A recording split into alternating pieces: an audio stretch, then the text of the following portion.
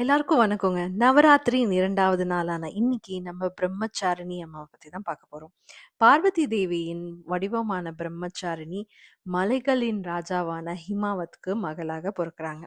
இவங்க சின்ன வயசுல இருந்தே சிவபெருமான எப்படியாவது அடைஞ்சிடணும், சிவபெருமானோட ஐக்கியமாயிடணும் அப்படின்ற ஒரே ஒரு குறிக்கோளை நோக்கி தான் இருக்காங்க. நாரத முனிவர் இவங்களுக்கு ஒரு ஆலோசனையை வழங்குறாரு.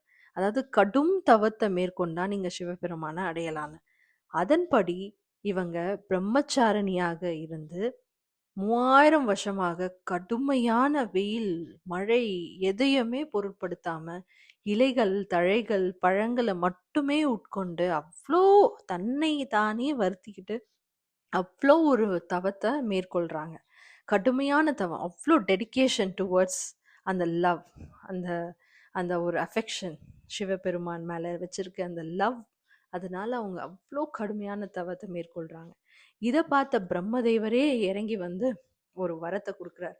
இந்த பிறவியிலும் நீ சிவபெருமானையே அடைவாய் அப்படின்னு.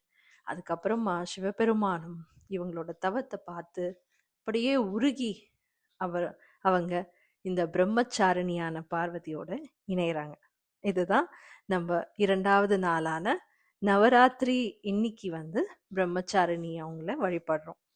அவ்வளோ ஒரு கிரேஷியஸ் அழகு, தன்னம்பிக்கை, செல்ஃப் கான்ஃபிடென்ஸ் இது எல்லாமே கலந்த ஒரு உருவமா பிரம்மச்சாரிணி அவங்க நம்மளுக்கு காட்சியளிக்கிறாங்க.